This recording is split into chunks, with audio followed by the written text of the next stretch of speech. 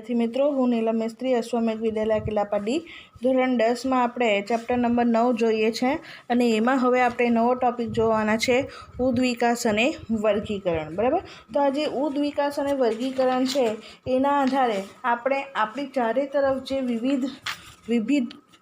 વિભિન્ન પ્રકારના જે સજીવો જોવા મળે છે, જે જાતિઓ જોવા મળે છે, એના વચ્ચે જે આપણને વિકાસીય સંબંધિત પ્રસ્થાપિત થયેલા જોવા મળે છે એ આપણે અહીંયા શીખવાના છે। બરાબર, શાના આધારે? તો ઉદ્વિકાસ અને વર્ગીકરણના આધારે। બરાબર, પરંતુ એ સમજવા માટે આપણે શું કરવું પડશે? તો થોડો અત્યારે જે સમય ચાલે છે એનાથી પાછળના સમયમાં જઈને વિચારવું પડશે। બરાબર, એટલે કે ભૂતકાળમાં જે સજીવો હતા એના વિશે પણ આપણે અહીંયા વિચારવું પડશે। બરાબર, અને એના આધારે આપણે ઉદ્વિકાસના ક્રમનું નિર્ધારણ કરી શકીએ અને એ વસ્તુ સમજવા માટે આપણે ધોરણ 9માં જુદા જુદી જે સજીવો હતા એ સજીવોનું વર્ગીકરણ વિશે તો શીખી જ ગયા છે। બરાબર, તો એ વર્ગીકરણને અહીંયા આપણે શું કરવું પડશે? થોડું યાદ કરવું પડશે। આપણે જોઈ ગયા હતા કે પૃથ્વી પર સજીવો વસે છે। બરાબર, તો એ સજીવોને આપણે બે ભાગમાં વિભાજિત કર્યા હતા, એક તો વનસ્પતિ અને બીજું પ્રાણીઓ। બરાબર, અને એ દરેકમાં પણ આપણે શું જોયું હતું? તો કેટલાક સામાન્ય લક્ષણો જોયા હતા। બરાબર, જેમ કે પ્રકાશ સંશ્લેષણની ક્રિયા કરે છે, તો પ્રકાશ સંશ્લેષણની ક્રિયા કરતા સજીવોને આપણે વનસ્પતિમાં મૂકેલા હતા અને પ્રકાશ સંશ્લેષણની ક્રિયા નથી કરતા તેમને આપણે પ્રાણી સૃષ્ટિમાં મૂક્યા હતા। બરાબર, ત્યારબાદ પાછા બીજા અમુક સામાન્ય લક્ષણો જોયા હતા અને એના આધારે પછી આપણે આગળ વર્ગીકરણ સમજેલા હતા। બરાબર, જેમ કે વનસ્પતિમાં એકાંગી, દ્વિઅંગી, ત્રિઅંગી વનસ્પતિ, પછી આવૃત બીજધારી, અનાવૃત બીજધારી। બરાબર, એ રીતે વનસ્પતિનું આપણે વર્ગીકરણ જોયું હતું। એ જ રીતે આપણે પ્રાણી સૃષ્ટિનું પણ વર્ગીકરણ સમજેલા હતા। બરાબર, તો એ વર્ગીકરણના આધારે અહીંયા આપણે ઉદ્વિકાસ અને જે સજીવોમાં ઉદ્વિકાસ જોવા મળે છે, બરાબર, એટલે કે જે ભિન્નતાઓનો સંગ્રહ થાય છે અને એ સંગ્રહાયેલી જે ભિન્નતા છે એના કારણે સજીવોમાં જે નવી જાતિનું નિર્માણ થાય છે। બરાબર, તો એ વસ્તુ અહીંયા આપણે સમજવાના છે। તો સજીવોમાં રહેલી જે આ સમાનતાઓ અને ભિન્નતાઓ છે એના આધારે આપણે સજીવોને જુદા જુદા સમૂહમાં ગોઠવીને તેમના વચ્ચેના જે સંબંધો હોય છે એ સંબંધોને સમજવા માટે પહેલાં તો આપણે શું સમજવા પડશે? તો વર્ગીકરણ। બરાબર, વર્ગીકરણને સમજવું પડે। જે આપણે સમજી ગયેલા છે તો એને આપણે યાદ કરવું પડશે। હવે વિશિષ્ટ લક્ષણોને આધારે સજીવોનું ચોક્કસ સમૂહ વર્ગીકરણ કરવામાં આવે છે અને તેના દ્વારા ઉદ્વિકાસના ક્રમની માહિતી અને સમજૂતી આપણને મળે છે। બરાબર, જેમ કે પ્રાણી સૃષ્ટિની વાત કરીએ તો પહેલાં આપણને જે સજીવો મળ્યા હતા એ કેવા હતા? એકકોષીય સજીવો હતા। બરાબર, પરંતુ એમાં થોડી ભિન્નતા આવવાના કારણે પછી એકકોષીય સજીવની જગ્યાએ પછી આપણને કેવા સજીવો મળ્યા? બહુકોષીય સજીવો મળ્યા। બરાબર, તો આમ અહીંયા બે વિભાગ પડી ગયા, એકકોષીય સજીવ અને બહુકોષીય સજીવ। ઓકે, એ જ રીતે બરાબર આવી માહિતીના આધારે આપણને શાની માહિતી મળે છે? શાની સમજૂતી મળે છે? તો ઉદ્વિકાસના ક્રમની આપણને સમજૂતી મળે છે અને સજીવોને તેમના લક્ષણોના આધારે આપણે શું કર્યા હતા? તો આવા જે સામાન્ય લક્ષણો હતા એના આધારે આપણે એમને વર્ગીકૃત કર્યા હતા, એટલે કે વર્ગીકરણ કર્યું હતું। બરાબર, તો અહીંયા આપણે ઉદ્વિકાસના આધારે શું જોવાનું છે? સજીવોનું વર્ગીકરણ। બરાબર, તો મોટાભાગના જે સજીવો છે એમાં કેટલાક પાયાના લક્ષણો સામાન્ય હોય છે। કોષના બધા સજીવોનો જે બંધારણીય અને ક્રિયાત્મક એકમ છે એ શું છે? કોષ છે। બરાબર, દરેક સજીવનો બંધારણીય અને ક્રિયાત્મક એકમ શું છે? કોષ। બરાબર, તો એ પહેલા સ્તરનું વર્ગીકરણ કહેવાશે। પછી બીજા સ્તરના વર્ગીકરણ માટેનું સામાન્ય લક્ષણ કયું કહેવાશે? તો પહેલાં આપણે જે વર્ગીકરણ કર્યું એ કોને ધ્યાનમાં લઈને કર્યું? તો કોષને ધ્યાનમાં લઈને કર્યું। બરાબર, પછી ત્યાર પછી કયા સામાન્ય લક્ષણને ધ્યાનમાં લીધું? તો બીજા સ્તરના વર્ગીકરણ માટેના સામાન્ય લક્ષણો મોટાભાગના સજીવોમાં સામાન્ય હોય પરંતુ બધામાં નહીં। જેમ કે કોષ સુવિકસિત કોષ કેન્દ્ર અને પટલમય અંગિકા ધરાવે। બરાબર, કોષ તો ધરાવે છે પણ જેમાં કોષ કેન્દ્ર છે એ કેવું? સુવિકસિત હોય અને પટલમય અંગિકા હોય, બરાબર. તો એના આધારે આપણે વર્ગીકરણ કર્યું હતું. ઓકે, જો સુવિકસિત કોષ કેન્દ્ર હોય અને પટલમય અંગિકા ધરાવતા હોય તો તેના આધારે સજીવોનું આપણે વર્ગીકરણ શેમાં કર્યું હતું? તો સુકોષ કેન્દ્રી અને આદિકોષ કેન્દ્રી.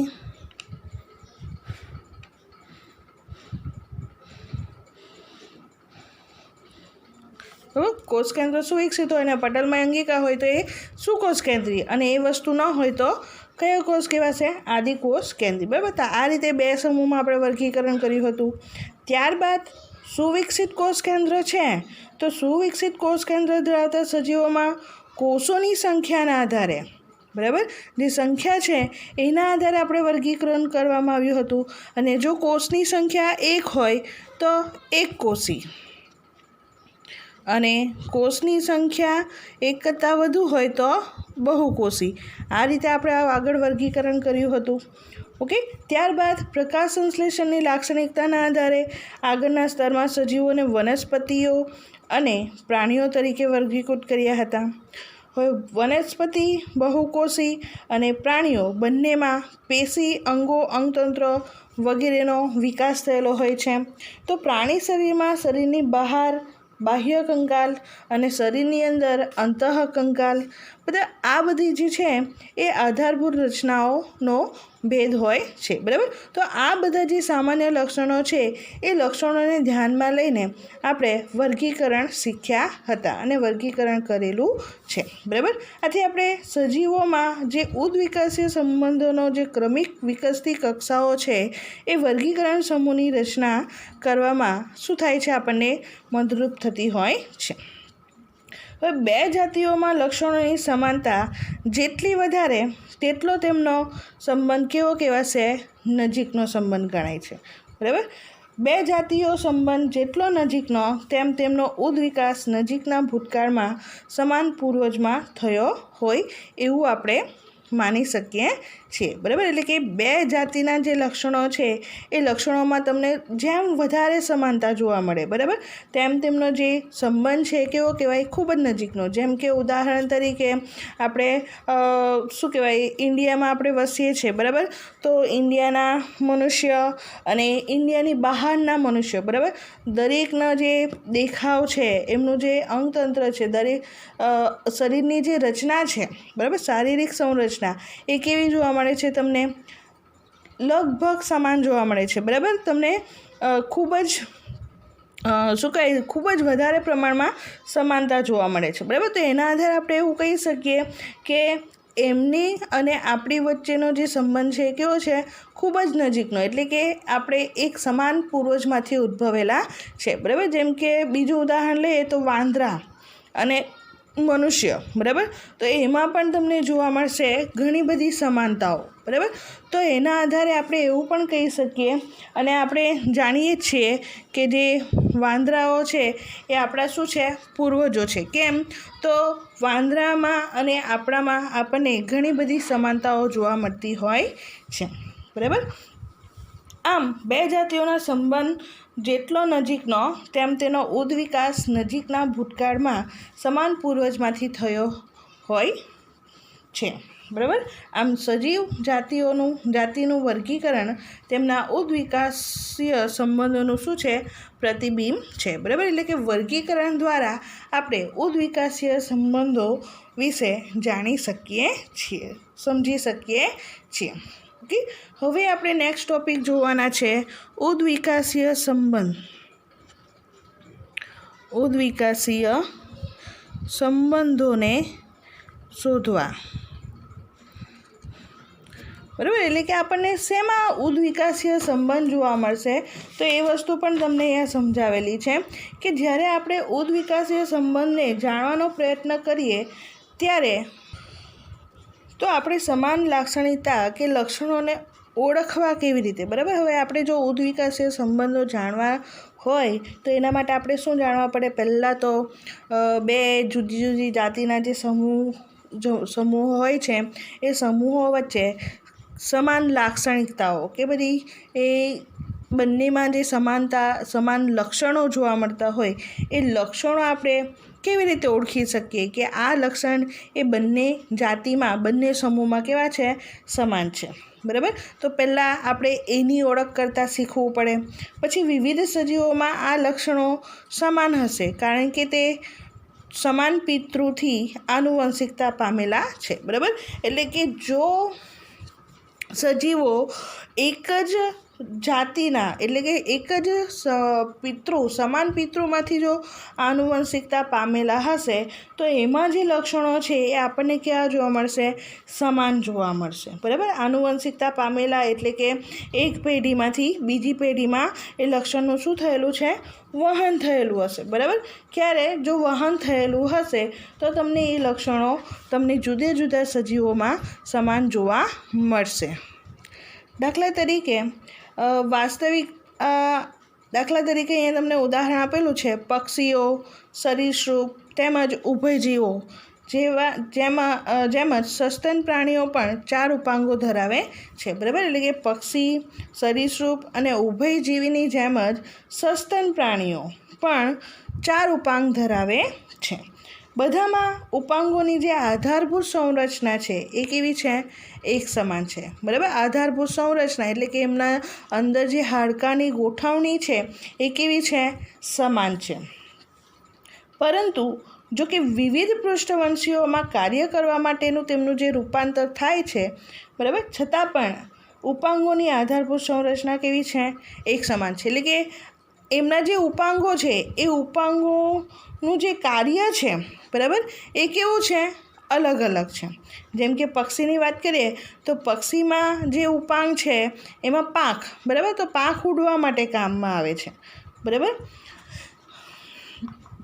એવી રીતે આપણા હાથ જોઈએ તો આપણા હાથ એ કોઈક વસ્તુ ઉચકવા માટે, બરાબર, કંઈક વસ્તુ પકડવા માટે, પગ ચાલવા માટે. ઓકે.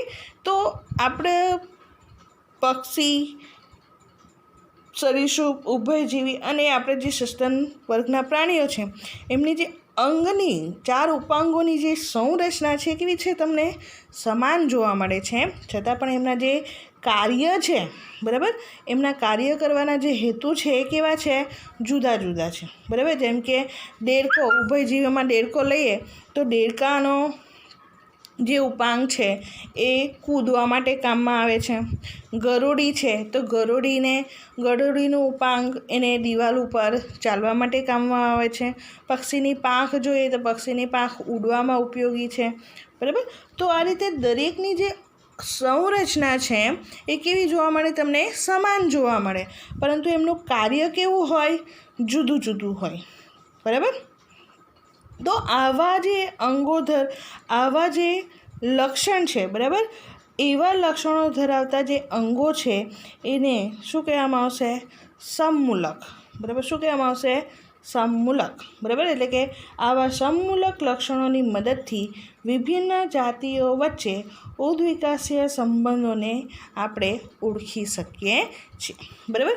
એટલે કે આના આધારે આપણને બે પ્રકારના ઉદ્વિકાસીય પુરાવાઓ મળે છે અને એ કયા છે? તો એક તો સમમૂલક અંગો દ્વારા ઉદ્વિકાસીય પુરાવા અને બીજું છે કાર્યસદર્શ અંગો. બરાબર. કયું આવશે? કાર્યસદર્શ અંગો દ્વારા ઉદ્વિકાસના પુરાવા.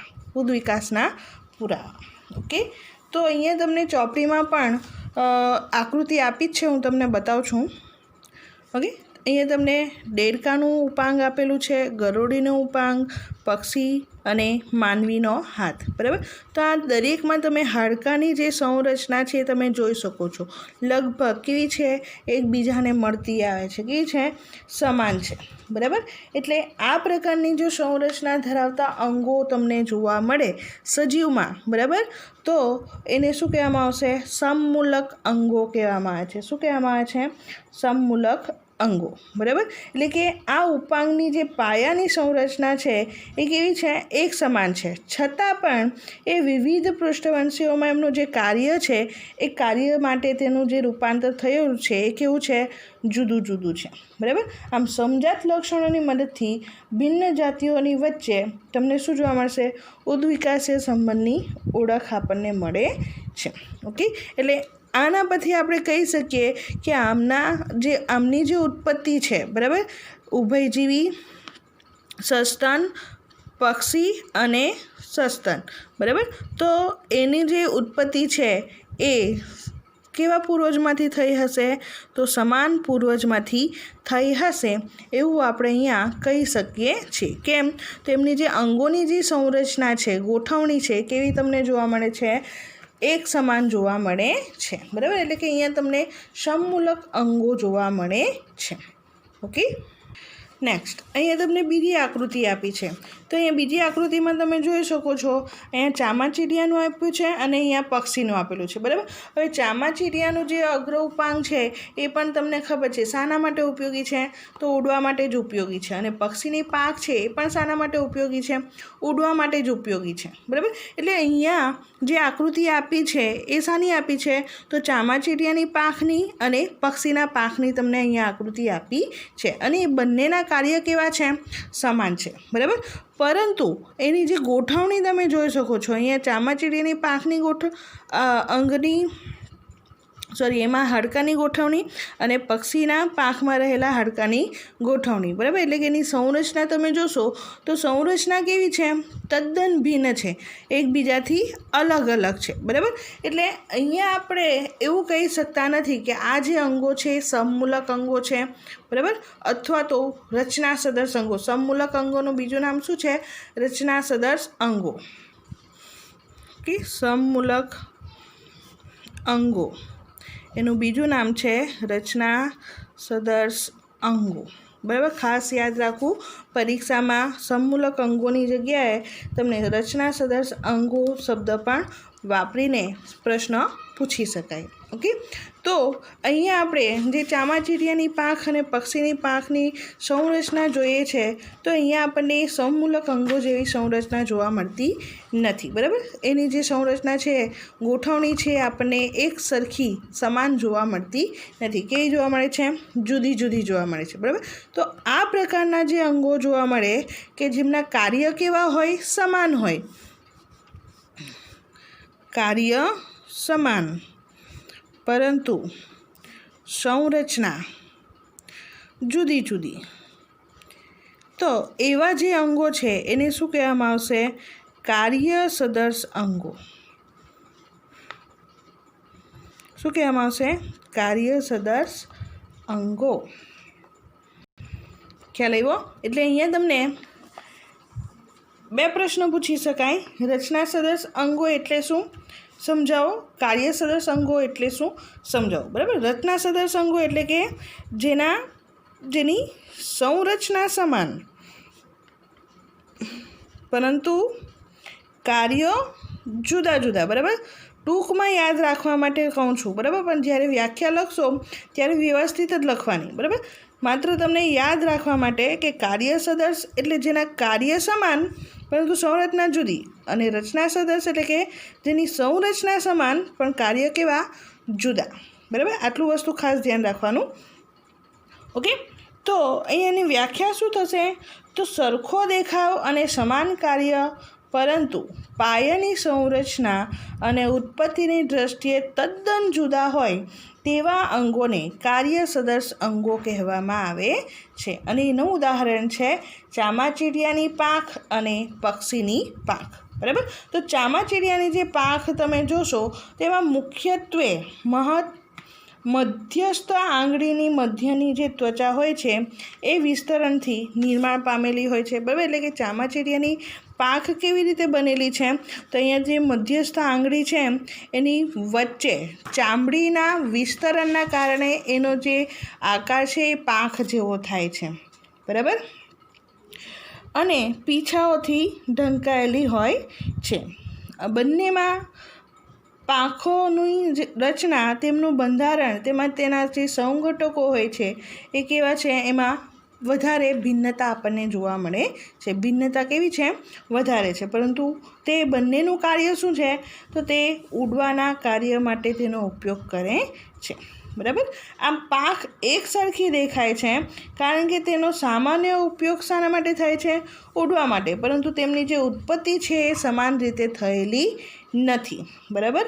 અને એ જ કારણોસર તેને સમજાત લક્ષણ નહીં પરંતુ કાર્યસદર્શ અંગોનું લક્ષણ માનવામાં આવે છે. એટલે અહીંયા બીજો એક શબ્દ આવ્યો, સમમૂલક અંગો અથવા તો સમજાત. બરાબર. અને અહીંયા કાર્યસદર્શ અંગો અથવા તો કાર્યસદર્શ અંગો અથવા એનું બીજું નામ છે સમરૂપ અંગો. બરાબર. સમરૂપ અંગો. ઓકે. તો એને કાર્યસદર્શ અંગોને બીજા કયા નામે ઓળખવામાં આવે છે? સમરૂપ અંગો તરીકે ઓળખવામાં આવે છે. અને વિવિધ પ્રાણીઓમાં કાર્યસદર્શ અંગોની હાજરીના પુરાવા દર્શાવે છે કે પ્રાણીઓ સમાન પૂર્વજમાંથી ઉદ્વિકાસ પામ્યા નથી, પરંતુ તેમના પર્યાવરણને અનુકૂળ થવા પ્રબળ બની સમાન કાર્ય કરે છે. બરાબર. ખ્યાલ આવ્યો બધાને? જે રચના સદર્શ અંગો અથવા તો સમમૂલક અંગો અથવા તો સમજાત અંગો છે. બરાબર. સમજાત અંગો ધરાવતા જે પ્રાણીઓ છે, સજીવો છે, એ સમાન પૂર્વજમાંથી ઉદ્ભવેલા હશે. બરાબર. શું છે? સમાન પૂર્વજમાંથી ઉદ્ભવેલા હશે. બરાબર. શા માટે? તો એમની જે અંગોની સંરચના છે એ કેવી છે? સમાન છે, પરંતુ કાર્ય કેવા છે? જુદા જુદા છે. બરાબર. પણ અંગોની સંરચના સમાન હોવાના કારણે આપણે એવું કહી શકીએ કે તે સામાન્ય પૂર્વજમાંથી ઉદ્વિકાસ પામ્યા છે. બરાબર. જ્યારે કાર્યસદર્શ અંગો અથવા તો સમરૂપ અંગો ધરાવતા જે સજીવો છે એ સમાન પૂર્વજમાંથી ઉદ્ભવેલા નથી. એનું કારણ શું છે? તો એમની જે અંગોની જે સંરચના છે એ કેવી જોવા મળે છે? તમને જુદી જુદી જોવા મળે છે. બરાબર. એમના કાર્ય કેવા છે? સમાન છે, પણ જે સંરચના જોવા મળે છે એ કેવી છે? જુદી જુદી જોવા મળે છે. બરાબર. અને એના કારણે આપણે એવું કહી શકીએ કે એ પ્રાણીઓ અથવા તો સજીવો સમાન પૂર્વજમાંથી ઉદ્વિકાસ પામ્યા નથી. માત્ર એમાં જે એ અંગ જોવા મળે છે એ શાના કારણે જોવા મળે છે? તો પર્યાવરણને અનુકૂળ થવા માટે એ પ્રબળ બની એ લક્ષણ પ્રબળ બને છે અને સમાન કાર્ય કરે છે. ઓકે. તો આ થયું ઉદ્વિકાસ અને વર્ગીકરણ. હવે આપણે નેક્સ્ટ ટોપિક જોવાના છે અને એ છે અશ્મિઓ અથવા તો જીવાશ્મિઓ. જીવાશ્મો. બરાબર. તો અશ્મિ એટલે શું? તો અશ્મિ વિશે તો તમે સાંભળ્યું જ હશે. બરાબર. ઘણા લોકોએ સાંભળ્યું હશે કે આપણને પૃથ્વીના પેટાળમાંથી એકદમ શું કહેવાય, લાખો કરોડો વર્ષ જૂના પ્રાણીઓના અવશેષો મળી આવતા હોય છે, કંઈક હાડકું મળી આવતું હોય છે અથવા તો કંઈક છાપ મળી આવતી હોય છે. બરાબર. તો એને આપણે શું કહીએ છીએ? અશ્મિ તરીકે ઓળખીએ છીએ. બરાબર. તો એ અશ્મિ આપણને કેવી રીતે મળે છે? કેવી રીતે આપણે એ અશ્મિઓ આપણને પૃથ્વીના પેટાળમાંથી મળી આવતા હોય છે અને એ અશ્મિમાં કેવી રીતે રૂપાંતરિત થાય છે એની આપણે ચર્ચા કરવાના છે. બરાબર. તો અંગોની સંરચના માત્ર વર્તમાન જાતિઓ પર જ થઈ શકતી નથી, પણ તે જાતિઓ પર પણ આધાર રાખી શકે જે અત્યારે હાલમાં જીવિત નથી. બરાબર. એટલે કે આપણા અંગોની જે સંરચના છે એ સંરચના માત્ર વર્તમાન એટલે કે અત્યારે હાલમાં જે જાતિઓ તમને જોવા મળે છે એના ઉપર જ આપણે શું કહેવાય, નિર્ધારિત રાખતા નથી, પણ એ જાતિ પર પણ આધાર રાખે છે કે જે પૃથ્વી પર અસ્તિત્વ ધરાવતા નથી, એટલે કે હાલમાં જીવિત નથી. તો આપણે કેવી રીતે જાણી શકીએ કે તેઓ લુપ્ત થયેલી જાતિઓ કદી અસ્તિત્વમાં પણ હતી, એટલે કે જે આપણને અત્યારે જોવા મળતી નથી જાતિ, તે જાતિ ક્યારેક અસ્તિત્વમાં પણ હતી? જો આપણે એ જાણવું હોય તો કેવી રીતે જાણી શકીએ? તો આપણે આ વસ્તુ અશ્મિ દ્વારા જાણી શકીએ છીએ, અથવા તો જીવાશ્મો દ્વારા અથવા તો જીવાશ્મિ દ્વારા જાણી શકીએ છીએ, અથવા તો એનું બીજું નામ છે જીવાવશેષ. જીવાવશેષ. બરાબર, ખાસ રાખજો, ખાસ ધ્યાન રાખજો. અશ્મિ અથવા તો જીવાશ્મિ અથવા તો જીવાશ્મો અથવા તો જીવાવશેષ એનું નામ છે. બરાબર, તો આ જીવાશ્મિ છે શું? જીવાશ્મિ કોને કહેવામાં આવશે? અશ્મિ એટલે શું? સજીવ મૃત્યુ પછી તેના શરીરનું શું થાય? વિઘટન થાય છે. બરાબર, અને વિઘટન થઈને શું થઈ જાય છે? પૂરેપૂરું સમાપ્ત થઈ જાય છે. એટલે કે જે ઘટકો છૂટા પડે છે એ જમીનમાં ભળી જતા હોય છે. પરંતુ ક્યારેક એવું પણ થાય છે કે જે સજીવનું મૃત્યુ થાય છે એ સજીવનું મૃત શરીર કેટલીક વાર એવા પૃથ્વીના એવા ભાગમાં જતું રહે કે જ્યાં શું થશે? એ સજીવ શરીર અથવા તો એ સજીવ શરીરનો જે ભાગ એ વાતાવરણમાં જતો રહે કે જ્યાં એનું શું થશે? વિઘટન થશે નહીં. સંપૂર્ણ રીતે વિઘટન થઈ શકતું નથી. બરાબર, અને જેમ કે ઉદાહરણ તરીકે કોઈ મૃત કીટક છે. બરાબર, કંઈક કીટક છે એ ગરમ માટીમાં સુકાઈ જઈને કડક થઈ જાય છે અને તેમાં તે કીટકના શરીરની છાપ શું થશે? સુરક્ષિત રહી જાય છે. બરાબર, તો આ પ્રકારે જે રીતે રક્ષણ પામેલા અવશેષ હોય છે એને શું કહેવામાં આવશે? જીવાશ્મિ અથવા તો જીવાવશેષ તરીકે ઓળખવામાં આવે છે. ટૂંકમાં જીવાવશેષ એટલે શું થશે? તો ભૂતકાળમાં અસ્તિત્વ ધરાવતા વનસ્પતિ કે પ્રાણી શરીરના અંગો કે છાપ પૃથ્વીના પેટાળમાં થી રક્ષણ પામેલા અવશેષ રૂપે. બરાબર, અવશેષ રૂપે એટલે કે છાપ તરીકે પણ આપણને મળી શકે અથવા તો એના અવશેષ રૂપે. બરાબર, એટલે કે હાડકાં સ્વરૂપે પણ આપણને મળી શકે. આ તમે લોકોએ સાંભળ્યું જ હશે કે ડાયનાસોરની ખોપડી મળે છે, હાડપિંજર મળે છે વગેરે. બરાબર, તો અવશેષ રૂપે મળી આવે તેને અશ્મિ કે જીવાવશેષ અથવા તો જીવાશ્મો કહે છે. ઓકે, તો આ થઈ અશ્મિની વ્યાખ્યા. બરાબર, આમ સામાન્ય રીતે સજીવના મૃત્યુ પછી તેના શરીરનું શું થઈ જાય છે? મૃત્યુ થઈ જાય છે. છતાં કેટલીક વખત સજીવ શરીર કે તેના શરીરનો કોઈ ભાગ એવા પર્યાવરણમાં જતો રહેતો હોય છે કે જ્યાં તેનું શું થાય? સંપૂર્ણ વિઘટન થતું નથી અને એ કારણથી શરીર કે કોઈ ભાગ સંપૂર્ણ જળવાઈ રહે છે અથવા તો એની છાપ રહી જતી હોય છે. તો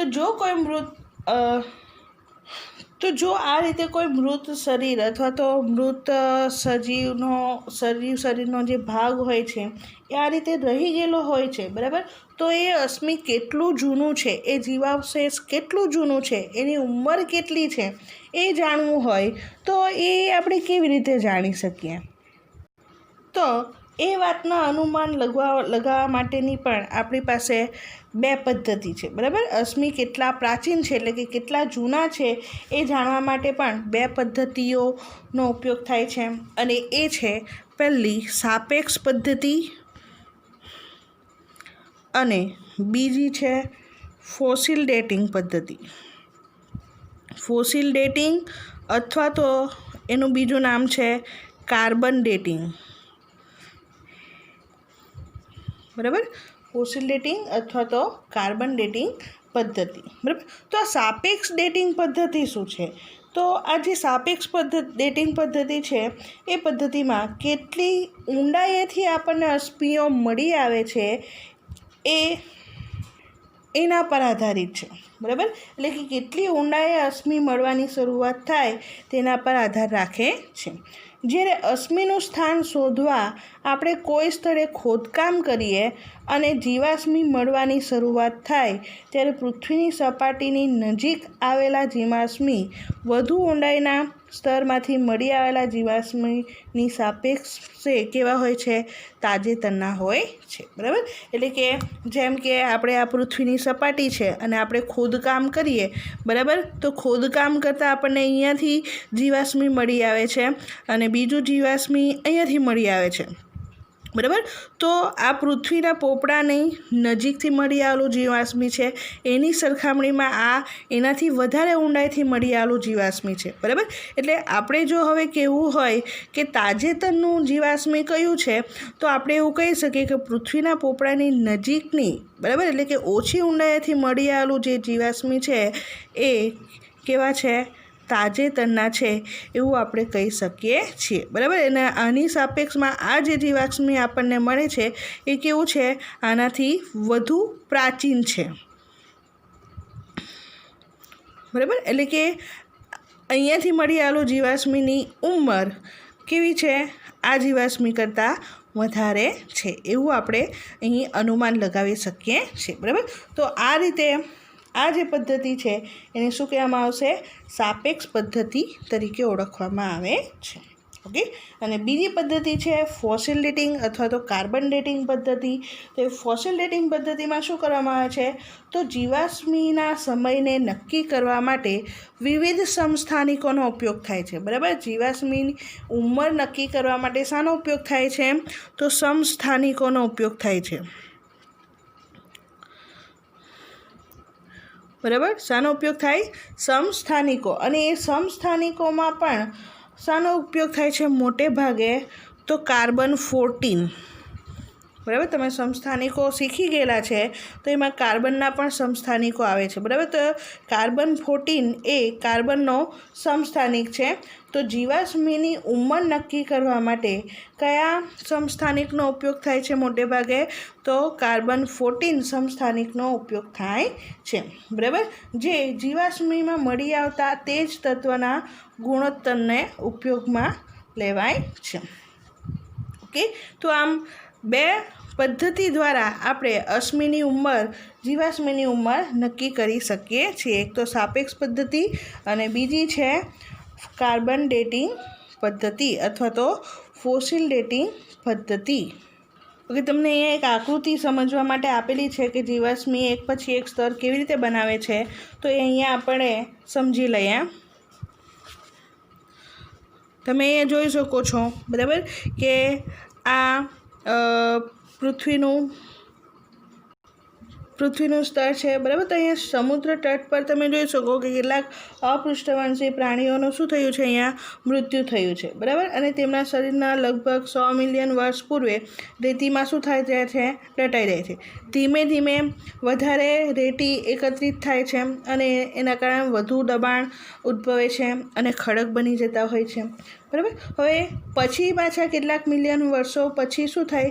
તો તે વિસ્તારમાં વસવાટ કરનારા ડાયનાસોર મૃત્યુ પામે છે અને તેના શરીર પર રેતીમાં દટાઈ જાય છે અને રેતી પર દબાણ અનુભવી શેમાં ફેરવાઈ જાય છે?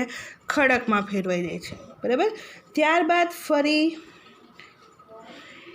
બરાબર, આ રીતે ખડકમાં ફેરવાઈ જાય છે. ત્યારબાદ ફરીથી ઘણા વર્ષો પછી એ સ્તર પર ઘોડા જેવા પ્રાણીઓ જોવા મળે છે. તો તેમના પણ મૂળ શરીર આ વિસ્તારમાં દટાઈને ખડકમાં ફેરવાઈ જાય અને પછી અગાઉના ખડકોની ઉપર શું થાય છે? બીજું સ્તર રચાઈ જાય, બરાબર. એટલે અપૃષ્ઠવંશી પ્રાણીઓ, ડાયનાસોર અને પછી આપણને અહીંયા ઘોડાના અશ્મિ જોવા મળે છે, બરાબર. હવે ઘણા સમય પછી ભૂમિનું શું થાય છે? ક્ષરણ થાય છે, બરાબર. એટલે કે ભૂમિનું ધોવાણ થાય છે અથવા તો આપણે ખોદકામ કરીએ છીએ, બરાબર. તો એના કારણે શું જોવા મળશે આપણને? તો જે ઘોડાના જીવાશ્મી છે, બરાબર, અશ્મિ છે, એ તમને ખુલ્લા થયેલા જોવા મળશે, બરાબર. અને જો આપણે વધારે ખોદકામ કરીએ ઊંડાણમાં તો આપણને ધીમે ધીમે ડાયનાસોર પછી અપૃષ્ઠવંશી પ્રાણીઓના જીવાશ્મી મળશે, બરાબર. તો આ રીતે અહીંયા આપણને એક પછી એક ઊંડાઈના સ્તરે જતાં આપણને શું મળે? જીવાશ્મી મળે છે, બરાબર. તો સાપેક્ષ પદ્ધતિનો ઉપયોગ કરીએ આપણે તો ઘોડાના જે અવશેષ મળે છે એની સાપેક્ષમાં આપણને ડાયનાસોરના જે અવશેષ મળે છે એ કેવા આપણે કહી શકીએ તો વધુ પ્રાચીન છે એવું કહી શકીએ, કારણ કે ઘોડાના જે જીવાશ્મી છે આપણને ઉપરના સ્તરમાં જ મળી જાય છે, નજીકમાં મળી જાય છે, બરાબર. જ્યારે ડાયનાસોરના જીવાશ્મી મેળવવા માટે આપણે વધારે ઊંડાણમાં ખોદકામ કરવું પડતું હોય છે, બરાબર. તો આ રીતે એક પછી એક તમને સ્તર બનેલા જોવા મળે છે. ઓકે, તો હવે અહીંયા આપણે આ ટૉપિક પૂર્ણ કરીએ છીએ. Thank you.